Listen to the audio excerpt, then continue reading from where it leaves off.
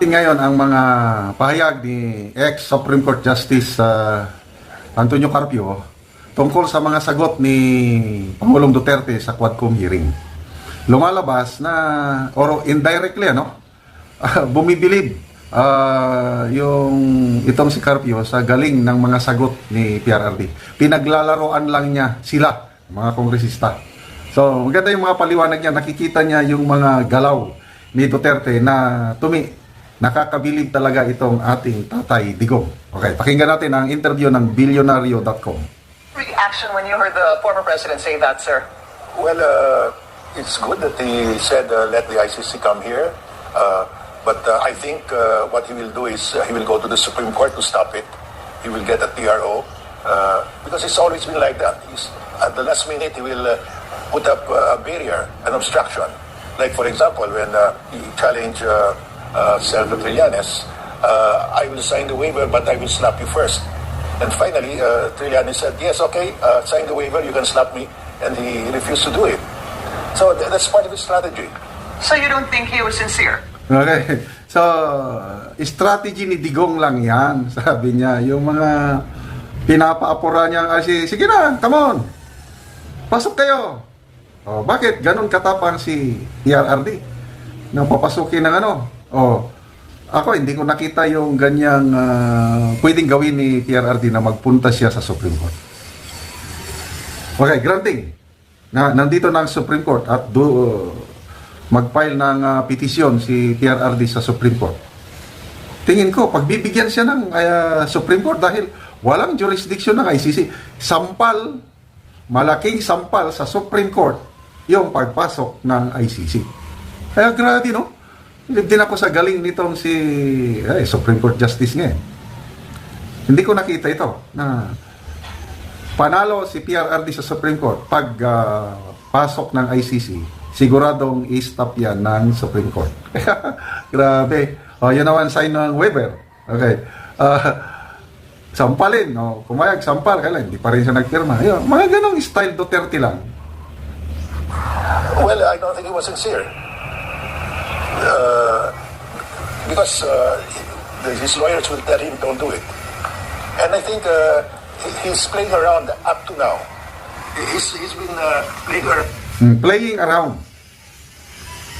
Agree ba kayo na nilalaro lang ni PRRD ang mga kongresista? Hindi rin makahalata ang mga kongresista. Iyan ang master strategist na presidente. Hindi ninyo kaya si Tatay Digong. The best talaga itong leader na ito na marunong siyang maglaro eh. Yan ang kailangan natin sa ating bansa. Yung wais na makita mo yung sinceridad niya to protect our country. Kita mo yung kanyang commitment na alisin ang problema o isolve ang problema ng droga sa atin. He is the only president na nakagawa niya. Of course, nung panahon ni Marcos Sr., grabe din ang ginawa ng Marcos Sr. Kaya believe ako sa Marcos Sr. Nagsisimula na ang problema ng droga noon. Anong ginawa ng Marcos Sr.? Kamay na bakal. Firing squad. I think second year high school ako noon. 1971 or 72. Firing squad si Lim Eng Sing. Televised throughout the world. Ginorgor, firing squad. Ala Rizal. Anong nangyari? Wala. Nagsilayasan lahat ang mga gustong sumira sa ating bansa gamit ang droga. So, yung style Marcos Sr., the same style ni PRRD, yung kanyang war on drugs. Ganyan ang kailangan natin. Wala. Kala natin mayroong continuity of programs. Kaya kung anong nasimula ni PRRD, itutuloy ng Marcos Jr. Nabudol po tayo. Although, mayroon ding itinuloy, kailang karamihan wala. Itong war on drugs, hindi itinuloy. Merong kampanya, kailang binayot. Mahina, bloodless ang gusto nila. Ayaw nila na mayroong magurgur. Tuloy. Ating kapulisan, bago lang. Nagurgur, napaslangan tayo, nalagasan tayo, 2 pulis at 4 ang sugatan na pulis. Talo.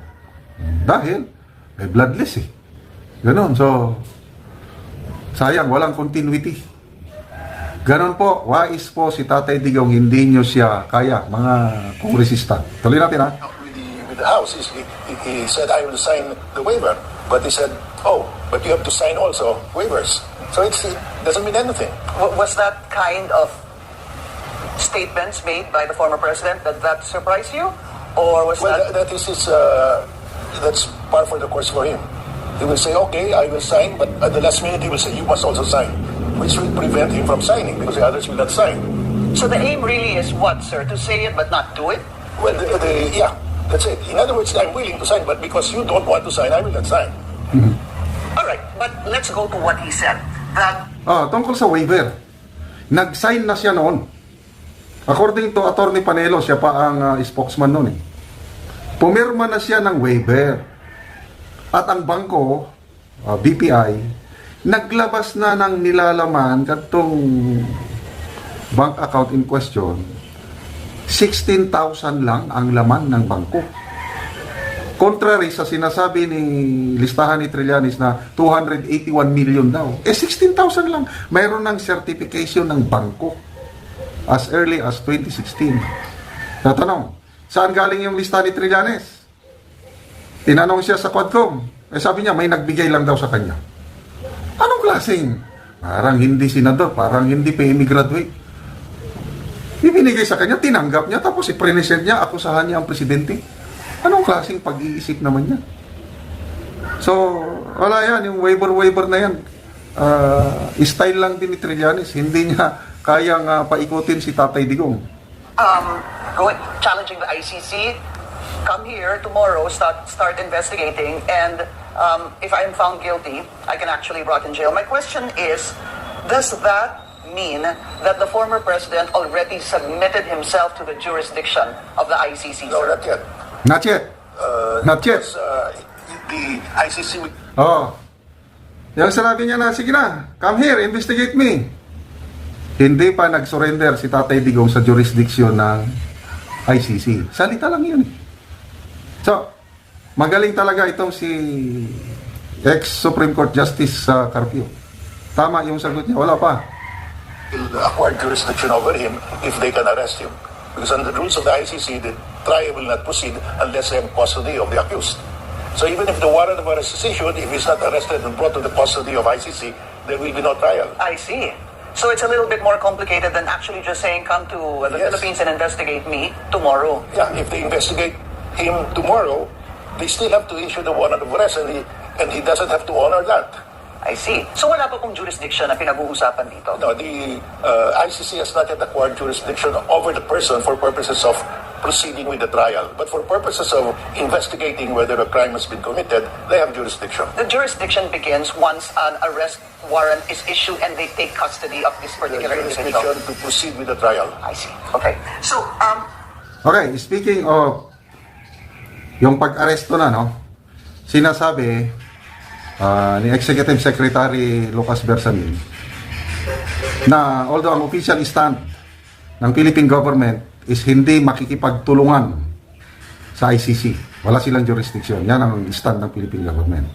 Kaya lang, kung ang ICC daw is magpatulong sa Interpol, we might. Okay? Mayroon akong abogadong napakinggan, si Attorney Rene Bueno, ang galing niyang magpaliwanag. Yung exact word ni Executive Secretary Bersamin, we might feel obliged to cooperate. Ano daw yun, yung salita na yun, walang kasiguruhan. We might feel obliged. Pwedeng hindi, pwedeng optional. Kaya, sabi pa ni so walang kasiguruhan na makikipagtulungan ng ating gobyerno. Sabi pa ni Attorney Rene Bueno, isang vlogger na abogado, hindi daw legally binding ang red notice ng ICC. Kasi kung ang Interpol, yung red notice ng Interpol hindi legally binding. Yung ICC, kung mag-issue ng warrant of arrest, yan, legally binding. Paliwanag ni Attorney Bueno.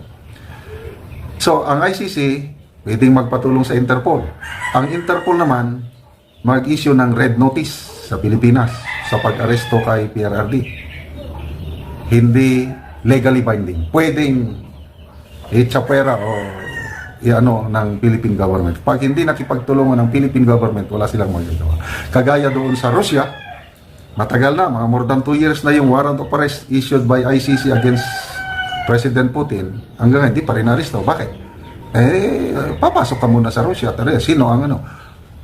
Ang unang aarestuin doon, nag-issue ang Russian court ba? Basta may arrest order din versus sa prosecutor ng ICC, si Mr. Khan.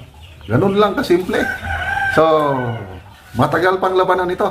Salamat, Supreme Court Justice Attorney Carpio, sa paliwanag nyo na talagang marunong talagang maglaro itong aming tatay Digong.